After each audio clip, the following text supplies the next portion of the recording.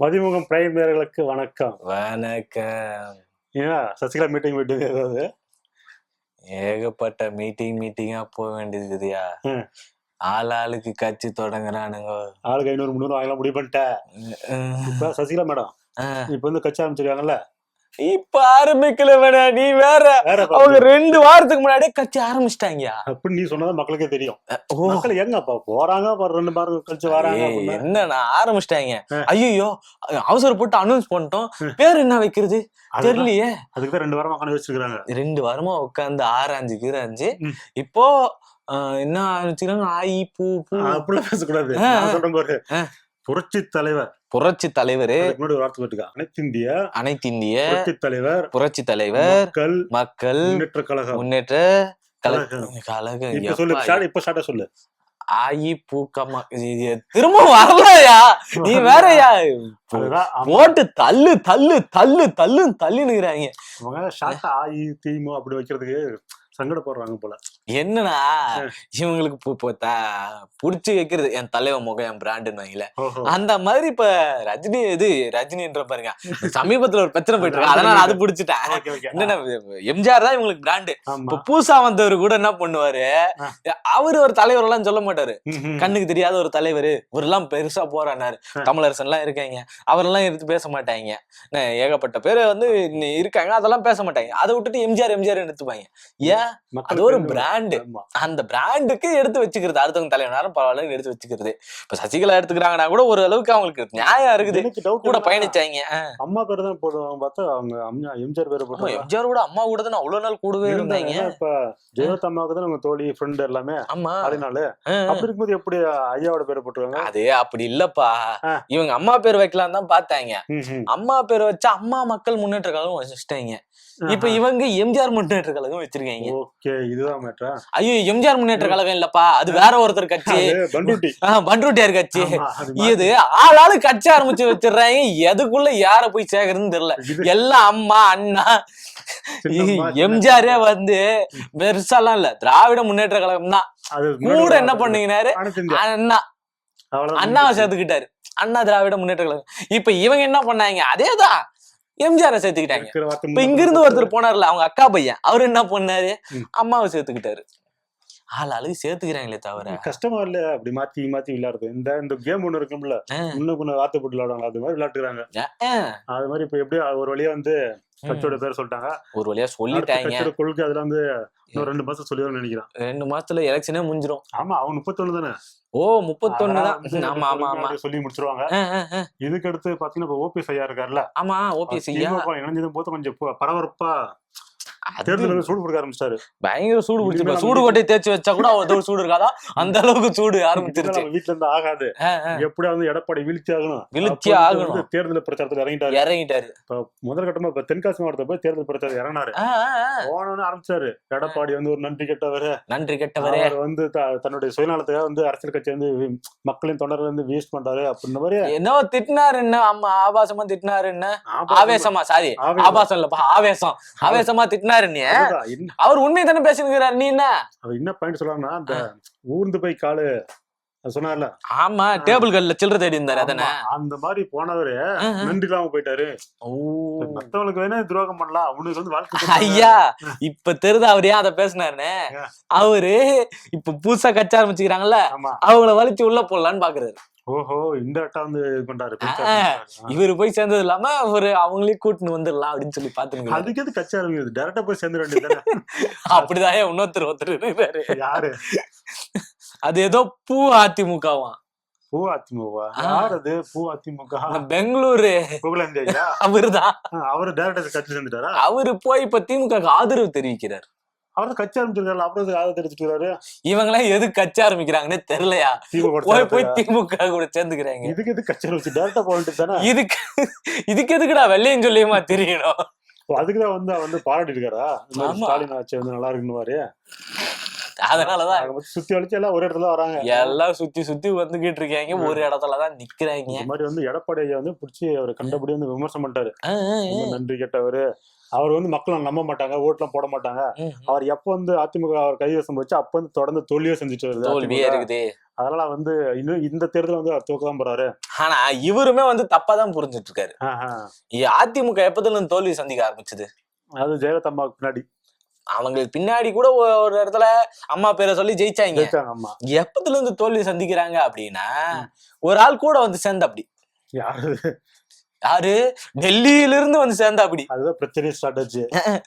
டெல்லியில இருந்து அவர் வந்து சேரல, இவங்க இங்க இருந்து போய் டெல்லியில சேர்ந்தாங்க. இவங்க அங்க டெல்லிக்கு போனாங்க, அமைச்சா இங்கே இருந்திருக்கலாம். ஏங்கன்னா இங்கே இருந்திருந்தா நல்லா இருந்திருக்கலாம்.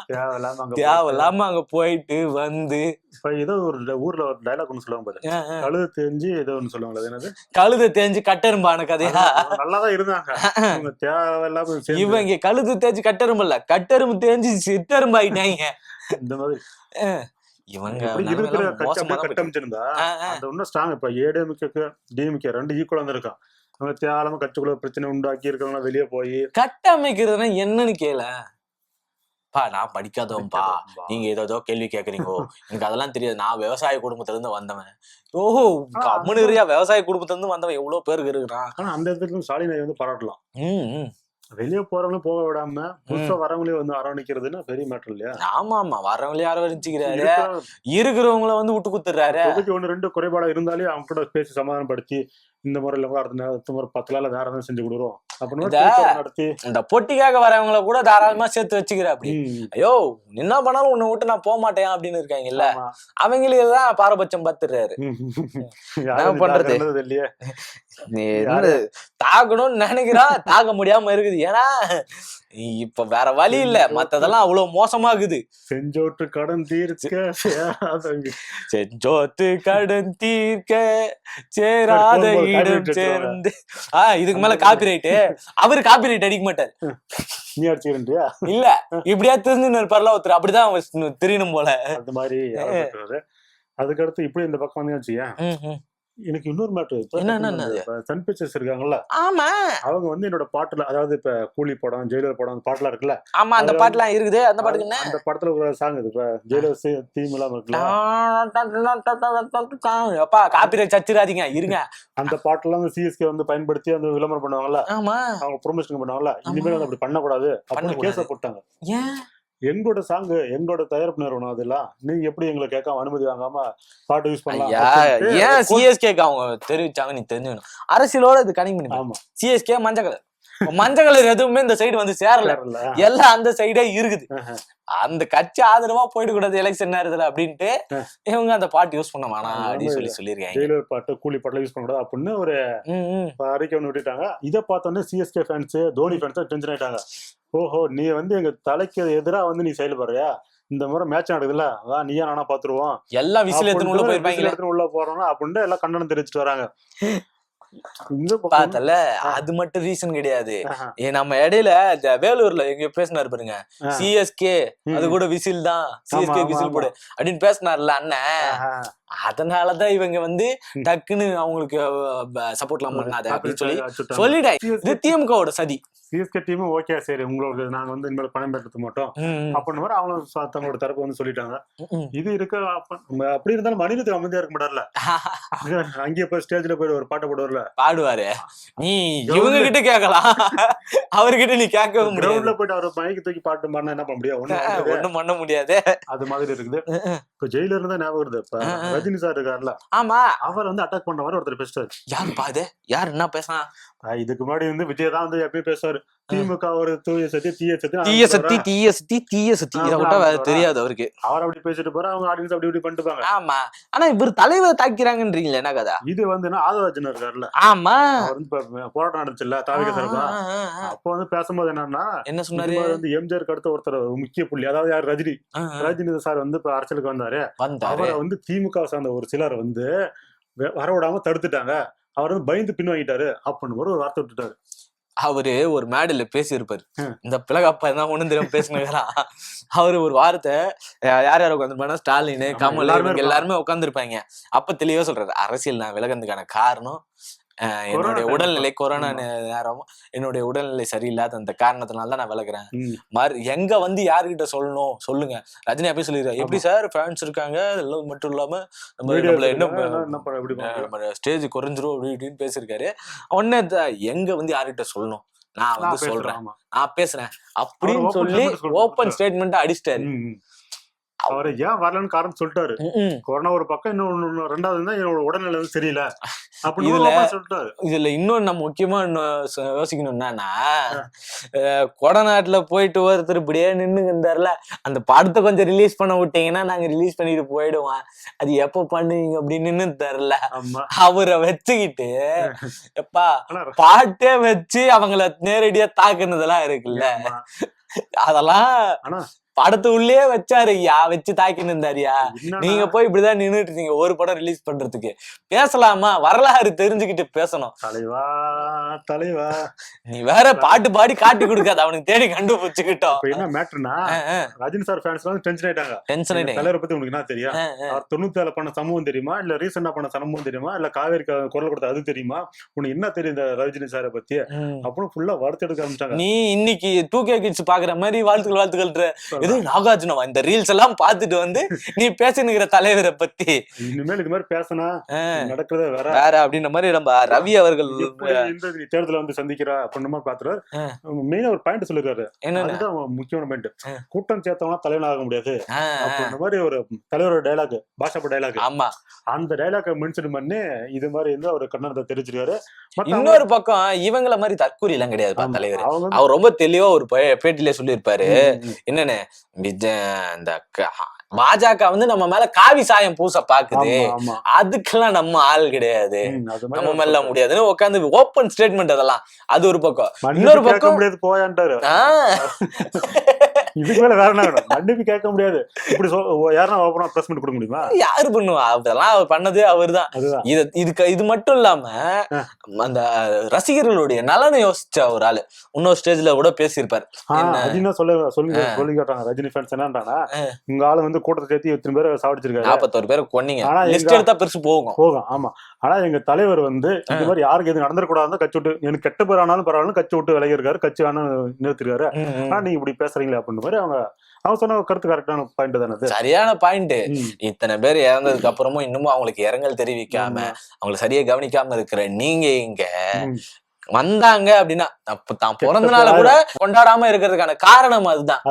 ஏன்னா அவர் பிறந்த நாள் கொண்டாடுற, அவர் வெளில வந்து கை காட்டுறாரு அப்படின்னாலே அதுக்காக ஏகப்பட்ட ரசிகர்கள் வருவாங்க, கூட்டம் கூட்டமா வர ஆரம்பிச்சிருவாங்க. அவன் அங்க இருந்து வரணும், அவனுக்கான செலவு என்ன ஆகுது, அது மட்டும் இல்லாம வந்து போற வழியில ஏதாச்சும் ஆக்சிடென்ட் ஆச்சுன்னா என்ன பண்றது. இப்ப இவ்வளவு யோசிக்கக்கூடிய ஒரு ஆள் இருக்காருல்ல, இப்ப இந்த சிந்தனையில இருந்து நம்ம பாக்கணும். அவர் வந்து முடிவு பண்ணிட்டு போற மக்கள் என்டர்டைன்மெண்ட் பண்றேன் அதுல இருந்துறேன் அப்படின்னு முடிவு பண்ணிட்டு என்னால எவ்வளவு முடியும் அவ்வளவு பண்றான்ட்டாரு. இருந்தாலும் ஒரு வகையில ஆபத்து தானே வச்சுக்கோங்களேன். ஆன்மீக அரசியல தான் கொண்டு வரும்னு சொன்னாரு.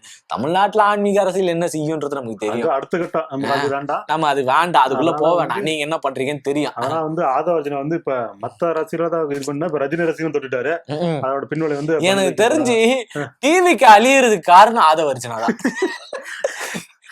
முன்னாடி அவரு ஒரு ட்வீட் போட்டு பார்த்தல, அந்த 41 பேர் இறக்கும்போது ட்வீட் போட்டு அதை டெலிட் பண்ணி அசாம் ஓடி எங்க ஓடி பண்ணாரு, டெல்லிக்கு ஓடி பண்ணாரு. அது மாதிரி எங்க தலைவர் போனாரு, ஒரு பாயிண்ட் பிடிச்சாங்க. நான் சொல்லிட்டேன், ஒரு 3 பேரு இவங்களை ஒழிச்சுட்டா டிவிக்கு வளர்ந்துரும். யார் யாரு தெரியுமா? இந்த லோயலா மணி, இந்த எல்லாத்துலயும் மைக்கு பிடிச்சு பேசுங்கிறார் ராஜ்குமார், அவரு தான் ஆதவர்ஜுனா. இந்த 3 பேரும் ஒழிச்சாலே இவங்க கட்சி ஓரளவு வளர்த்துருவாங்க. அப்படிதான் அவங்க சேகர் பாபு வாய் கொடுக்க மாட்டேங்கிறாரு. இந்த மாதிரி வடச்சென்னை இங்க ஒரு வடச்சென்னையே வந்து கஞ்சால தான் சுத்திட்டு சொல்லி உனக்கு திமுக காரணங்க அது பிரச்சனை. நீங்க 2 பேரும் அது என்ன வடச்சென்னைக்காரன் மொத்த பேரும் கஞ்சா குடிச்சுன்னு சுத்தினுங்கிறான் பேச்சு. அது பெரிய கண்டனத்தாரன். இவர் வாயிட்டாலும் மாட்டி பாரு போல இங்க இதே பேசாம அது ஐயா விஜய் அவர்களே, நீ வரவேணா, பேட்டி கொடுக்க வேணா, எதுவும் பண்ண வேணா, இவனை சத்த சாத்திக்கிட்டு இருக்க சொல்லுங்க. கட்சியிலயும் பிரச்சனை, கட்சியில இருக்கிறவங்களும் பிரச்சனை, என்னதான் இது நடக்குது? சுத்தி பிரச்சனை மேல பிரச்சனை குத்துங்கன்னே. இப்ப ரஜினி ரசிகர்கள் அடி வேண்டிக்கிறாங்க, அடுத்து யாருக்கு அடி வாங்க பாப்போம். அடுத்து வேற யார்ட்டு வாங்கி இவங்களுக்கு என்ன அப்படியே விசிகா கட்சிக்கிட்டே அடி வாங்கிக்கிறாங்க. அது இதுக்கு ஏன்னா அவரும் பயந்து போய் தான் உள்ள இருக்காரு அப்படின்னு சொல்லிட்டு இருக்காங்க. அது வேற அப்படி சொல்லிட்டு இருக்கும் போது, ஏய் பழகா பசங்களா, நீங்க என்ன பண்றீங்க, நீ இதை இன்னைக்கு சொல்லிட்டு இருக்க, இதோ சமீபத்துல நடந்த மார்ச் 5ஆம் தேதியை பாரு அப்படின்னு சொல்லி அவர் வீடியோ எல்லாம் எடுத்து போட்டு காட்டுறாங்க. அவர் பேசுறது இந்த 4 நெறி சம்பவம் இதெல்லாத்தையும் எடுத்து போட்டு காட்டிட்டு இருக்காங்க. இவங்க வந்து தப்பான ஒரு தகவல் வந்து பரப்பிட்டு இருக்காங்க. தவறான தகவல் பரப்புறதானே தாவேக்காவுடைய வேலை. தாவேக்காக்கு என்ன இதுதான் வேலையை. தாவேக்கால அந்த கொம்பு இருக்குல்ல அதை எடுத்துட்டோம் அப்படின்னா தவறான தகவலை பரப்பும் கட்சி. அது மாதிரிதான் இருக்கு இவங்க. முடிஞ்ச வரைக்கும் அவங்க திருத்திக்கணுமா, திரும்பி போயிடும். திரும்பி போற ஐடியாவே இல்லன்னு கேஸ வாபஸ் வாங்குவாரு. பேசினா இருக்கிற ஓட்டம் குறையும் இல்ல. ரஜினி காண்டாயிட்டாங்க, இனிமே எப்படி ஓட்டு போடுவாங்க அது மாதிரி. நிலைமை மொத்தம் இப்படி ஆயிட்டு இருக்கு. என்ன பண்ண தெரியல. மோடி வந்துட்டு போனாரு, வந்துட்டு போனதுக்கு அப்புறம் பெரிய மாற்றம் வரும் அப்படின்னு எதிர்பார்க்கிறோம். இந்த அரசியல் களம் பெரிய ஒண்ணும் மாற்றத்துக்கு உண்டாகல, அவரால் ஒண்ணும் மாற்றம் உண்டாகல. நீ வேற எங்க பத்திரம்னா சிலிண்டர் கேஸ் பிரச்சனை போயிட்டதுனால இதெல்லாம் மறந்துட்டாங்க, அரசியல் மறந்துட்டாங்க. இந்த சிலிண்டர் கேஸ் பிரச்சனையோட பெட்ரோல் இல்ல நீ எவனோ கிளப்பி விட்டு பிரச்சனை தான் பெருசா போயிட்டு இருக்கு. ஆமாயா, டிராபிக் எங்க பார்த்தாலும் டிராபிக் சென்னையில. என்னன்னு போய் பார்த்தா எல்லாம் பெட்ரோல் டீசல் வெயிட் பண்றாங்க. இப்படியே போனா நம்ம நாடு இப்போ ஓரளவு குறைஞ்சிருச்சு. இன்னைக்கு ஓரளவு குறைஞ்சிருச்சு. குறைஞ்சியெல்லாம் இல்ல, எல்லாம் வாங்கி முடிச்சாங்க. அவனுங்களுக்கு ஸ்டாக் தீர்ந்து போச்சு. அப்படியா? பெட்ரோல் பங்க் க்ளோஸ் பண்ணிட்டாங்க. க்ளோஸ் பண்ணிடுறாங்க இவனுங்க. அதான் இப்ப ஒன்றிய அரசு சொல்லிருச்சு தெளிவா, நீங்க வந்து பயப்படுறதுக்கு ஒண்ணும் இல்ல, எல்லாமே கரெக்டா தான் இருக்கு அப்படின்னு சொல்லிருக்காங்க. ஐயா, நேத்து ஒரு தகவல் நம்ம சொல்லியிருந்தோம். என்னன்னு, ஈரானை வந்து இந்தியாவுடைய கப்பலுக்கு அனுமதிச்சு. ஈரான் சைட்ல இருந்து தெளிவா சொல்லிட்டாங்க, இந்த பெட்ரோல் காலியாச்சுன்னு கிளப்பி விட்டான் பாரு, அவன் தான் இந்த பக்கம் அனுமதிச்சுன்னு ஒரு கிளப்பி விட்டு. இதுல பெட்ரோல் காலேஜ் யார் கிளப்பிட்டாங்க சொல்லு? யாரு? பெட்ரோல் பங்க் உரிமையாளர் கிளப்பிட்டோம், ஒருத்தர் போட்டுறான். அவனுக்கு வியாபாரம் ஆகுட்டு இவன் தான் நைட்டு வந்து பொருளை கிளப்பிட்டான் அப்படின்னு ஒருத்தர் ட்வீட் போட்டுக்கிறான். அது மாதிரி அது போயிட்டு இருக்குது. அப்படி இந்த பக்கம் சினிமா பக்கம் வந்தாங்கன்னா இவரு அந்த கென் கருணாஸ் படம் ரிலீஸ் ஆக போகுது. ஆமா, யூத். ஆமா, அந்த படம் ரிலீஸ் ஆகுதுல்ல, அதோட பிரஸ் மீட் கொடுத்துருப்பாங்க போல. கொடுத்துருக்காங்க. தனுஷ் இன்னொரு சிலர் வந்திருக்காங்க. அப்ப தனுஷ் எல்லாம் பார்த்து என்ன சொன்னாரு, அவர் வந்த உடனே எப்பயும் போல நம்ம பையன் நம்ம கூட தான் நடிச்சாரு ஃபர்ஸ்ட் படம் கர்ணன். அப்ப வந்து அந்த ஒரு படத்துல ஒரு டைலாக் வரும் பாத்தியா, எது போனாலும் பரவாயில்ல படிப்பு சொன்னால, ஆனா நீ வந்து இப்ப ஆப்போசிட் பண்ணிச்சிருக்க, எல்லாத்தையும் விட்டுட்டு இப்ப படத்துக்கு வந்துட்டு படிப்பை விட்டுட்டியே, அது எப்படி போஸ்ட்ல 3 பொண்ணுங்களும் இருக்கு நியாயமா அப்படின்ற மாதிரி கிண்டல் பண்ணி ஜாலியா பேசிருக்காரு. ஆனா நம்ம நோட் பண்ணோம், தனுஷ் கூட அந்த படம் பண்றவங்க எல்லாருமே அடுத்த கட்டத்தை நோக்கி பெருசா போயிட்டே இருக்காங்க. இப்ப பெரிய ஃப்ரேம் கூட பண்ணா நம்ம ஃப்ரேம் குறைஞ்சிரும் அப்படின்னு இருக்குல்ல. ஆனா தனுஷ் கூட படம் பண்ணவங்க யாருமே அந்த மாதிரியான ஒரு ஃப்ரேம் உள்ள மாட்டல. சிவகார்த்திகேயன் இன்னைக்கு எந்த லெவல்ல இருக்காருன்னு தெரியும். கூட படம் பண்ணதை மட்டும் சொல்றேன், அதுக்கு அடுத்தது நடந்ததெல்லாம் அது நீங்க பேசிக்கிங்க, அதெல்லாம் பேசுங்க. ஆனா கூட படம் பண்ணதுக்கு அப்புறம் அடுத்து எந்த அளவுக்கு அமைஞ்சிருது இல்ல. இவருக்கா இருக்கட்டும், இந்த படத்துக்கு நல்ல ஒரு பாசிட்டிவாக தான் இருக்கு. படத்து நல்ல பாசிட்டிவாக தான் இருக்கு. படம் ரிலீஸ் ஆன படம் எப்படி இருக்குன்ற மாதிரி பார்ப்போம். அவங்க பாட்டுமே வந்து பெரிய அளவுல வரவேற்பை பெற்றிருக்கு. பாட்டு நல்லா இருக்கு, ட்ரெய்லர் நல்லா இருக்கு. அவரே என்ன பாடி இருக்காரு வேற. ஆமா, அவர்தான் எல்லாமே அவர்தான். தயாரிப்பு, இயக்கம், அந்த டிஆர் பண்ணுவாங்க. தயாரிப்பு சொல்லாத, தயாரிப்பு ப்ரொடியூசர் கோச் பாரு. அப்புறம் டிஆர் பண்ணுவார்ல, கதை, திரைக்கதை, வசனம், இயக்கம், இசைன்ட்டு அது மாதிரி இவரும் அடுத்து வர. இப்ப வரவங்க எல்லாருமே மல்டி டாஸ்கிங்ல தான் வரீங்க, வழி இல்ல. இருக்கிற நிலைமை அப்படி இருக்கு. ஆமா, போட்டி எல்லாமே அதிகமாயிட்டு இருக்கு. எல்லாரும் எல்லாத்தையும் கத்துக்கணும். இந்த போட்டி ஆரோக்கியமான போட்டியாக மென்மேலும் வளர வாழ்த்துக்களை சொல்லிட்டு வேற என்ன செய்தி என்ன இருக்கு அடுத்து? இப்போதைக்கு எது இல்ல, நாளைக்கு என்ன நடக்குது, இன்னைக்கு இப்போதைக்கு இருக்கிற செய்தியை உங்ககிட்ட சேர்த்துட்டோம். இந்த செய்தி மூலியமா என்னெல்லாம் பண்ணலான்றத நீங்க கமெண்ட்ல வந்து கதறிட்டு சொல்லிட்டு போங்க. தப்பா தனிச்சு சொல்லிட்டு போங்க, ஒன்னும் பிரச்சனை இல்ல. அதுவரை உங்களிடமிருந்து விடைபெறுவது சுஜித், முருகன். நன்றி, வணக்கம்.